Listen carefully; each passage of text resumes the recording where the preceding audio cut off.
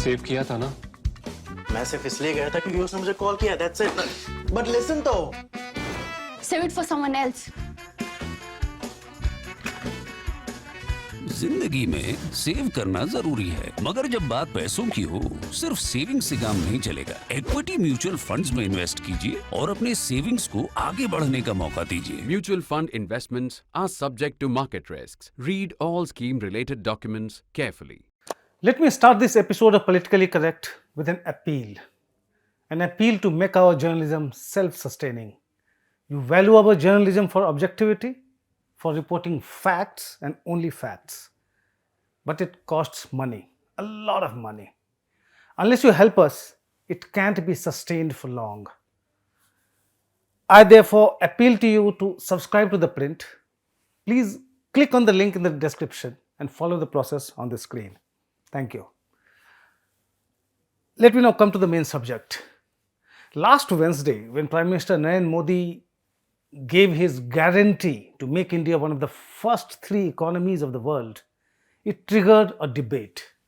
Former Finance Minister P. Chidambaram pointed out that India is ranked 5th in terms of GDP, but 128th in per capita income. And then he tweeted, "Let's talk about the per capita income. That's the true measure of prosperity." Modi's party colleague, Subramanian Swamy, a PhD in economics from Harvard University, wasn't exactly charitable. He tweeted, "India for the last 20 years at least, on purchasing power parity prices, has been of the third largest GDP, and yet Modi says will be third largest in the future. Ignorance of economics is widespread in PMO." That was Subramanian Swamy. Congress Party's communications chief, Jairam Ramesh, argued on the same line. So he tweeted, according to the World Bank, based on purchasing power parity data, the Indian economy stood at number 10 in the world in 2005. By 2011, it had become the world's third largest economy. Dr. Manmohan Singh never boasted that this was achieved only because of him. And then Jairam Ramesh adds, of course, it would be too much to expect the self-styled Vishwaguru to acknowledge this. Of course, he was taking a dig at the Prime Minister. BJP's Amit Malviya has responded to it on Monday, saying that the PPP claim is a joke. PPP measures how much people can buy, not how strong or big the economy is. What will be the merits of their arguments? I'm not getting into that. I have no expertise in this area anyway. Why I'm quoting this debate over PM Modi's comment is to drive home the fact that the substantive part of what Modi said last Wednesday was less about economy and more about politics. He was making a declaration to the people in general and his colleagues in the BJP in particular. He was telling them unambiguously about his intent to continue in office till 2029, if not beyond. Let's see closely what Modi said on Wednesday. I'm quoting him here. India will make it to the top three economies in the third term, and this is Modi's guarantee. I assure countrymen that in our third term, after 2024, the country's march to progress will become faster. And in my third tenure, you will see your dreams being fulfilled before your eyes. That was Prime Minister Modi. He left nothing for ambiguity or misinterpretation by his party colleagues or others. It was Modi's guarantee to make India one of the top three economies. And it was my third term to fulfill people's dreams.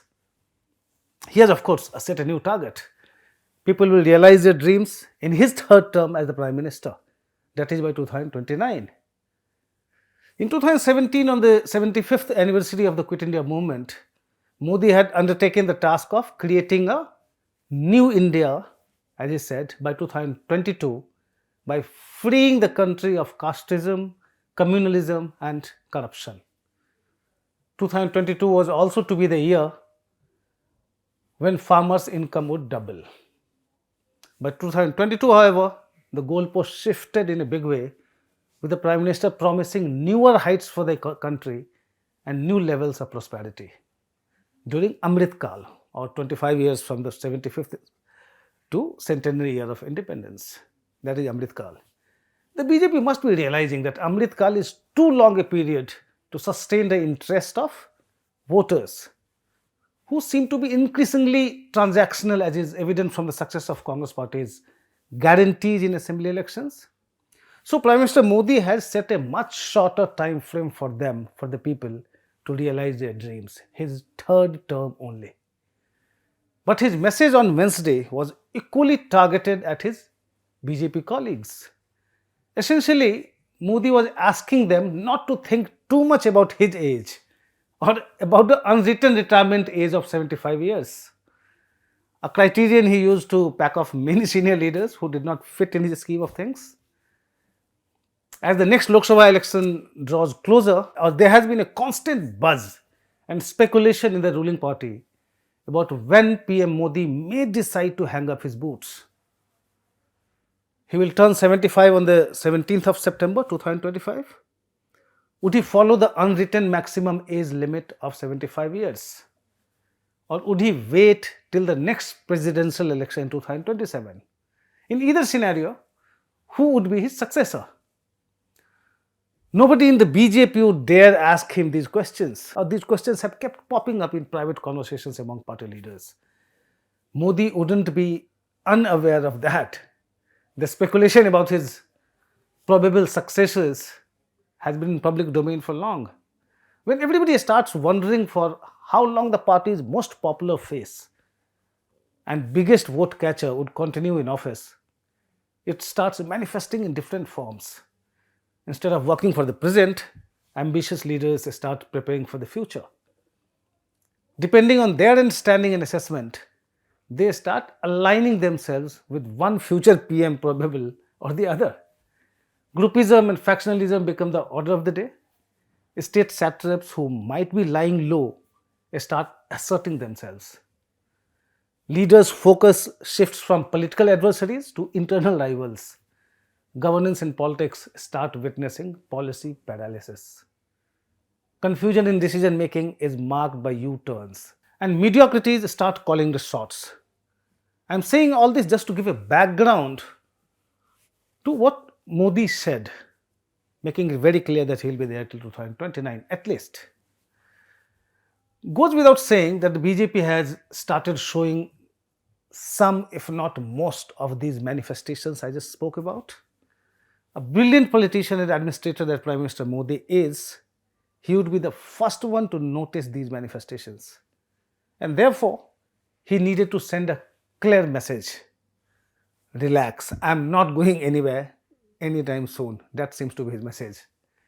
Now that Modi has made it clear that if the BJP wins again in 2024, there will be no vacancy for the PM till 2029. It will be interesting to see how things pan out for two putative successors, Home Minister Amit Shah and UP CM Yogi Adityanath.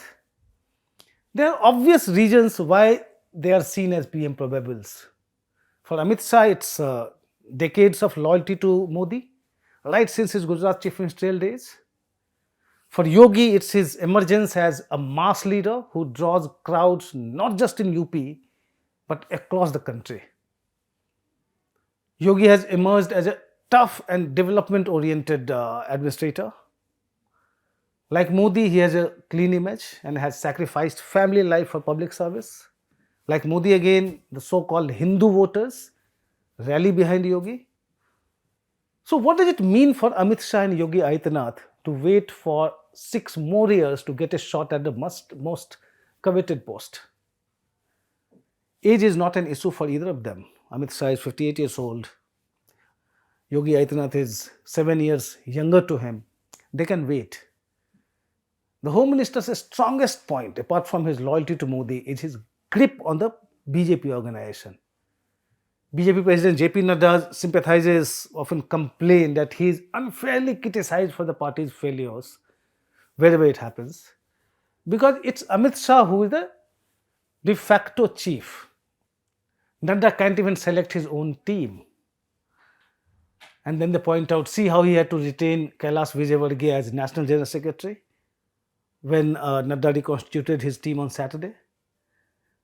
After Vijaywargiya's failure as West Bengal in charge and criticism of his style of functioning by Bengali leaders, Vijaywargiya, the General Secretary, was divested of the state's charge. For the last 1 year, he has been without the charge of any state, an unprecedented record for any party General Secretary in history. Yet, on Saturday, when JP Nadda reconstituted his team, he retained Vijaywargiya ostensibly because he is an Amit Shah loyalist. That's the kind of grip Amit Shah has on the party organization. Over 3 years after he quit as party president, Shah's innings as the Union Home Minister might look a bit checkered. Mishandling of Manipur crisis, 2020 Delhi riots, to name just a couple. But he is seen as a tough administrator.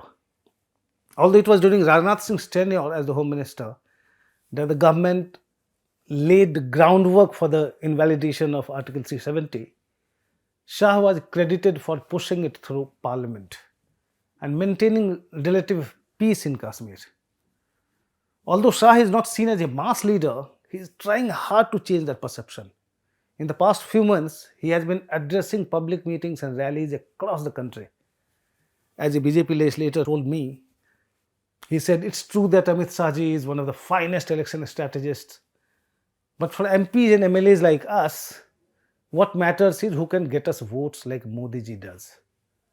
When Yogi ji comes, lots of people come to listen to him. But when we are asked to organize rallies of other leaders, we have to spend so much time and money to bring people. That was one of the BJP MPs telling me. Many other MPs and MLAs from across the country echo similar views whenever I broach this subject to them. Yogi Adityanath does seem to have a fan following, obviously, among leaders who need voters. It's this perception that Amit Shah may want to change in the next 6 years. For Yogi, the prospects of Modi being in the saddle for 6 more years are in fact promising. He has undertaken the task of transforming UP in terms of development by 2027. He seems to be right on course so far. If he succeeds in bringing about that transformation and gets a third term as UP CM in 2027, the road to Delhi will become much smoother and faster for him. After all, it was not the BJP organization or the RSS who propelled then Gujarat CM Narendra Modi to Delhi in 2013-14. As it happened, it was Modi who first staked claim for the top job, and the BJP and the RSS had no option but to rally behind him because he was the very obvious choice. So whether Yogi is an organization man or not is not a big issue. At this point, if someone were to point out that I'm talking about the stakes for Shah and Yogi in 2029, as if 2024 election verdict was already out, I would only say mea culpa, my fault. No, I'm not ruling out anything in 2024. I'm only trying to analyze PM Modi's speech on Wednesday and its implications for PM probables. One may also ask why I should focus on only 2 contenders when the prime ministerial race starts 6 years from now. That is, if PM Modi doesn't change the deadline again. Well, I can't rule out wild card entries, say Himanta Biswa Sharma and Devendra Fadnavis. But there are reasons why they may have to watch the 2029 race from the spectator gallery. But that's a story for another day. Thanks for watching.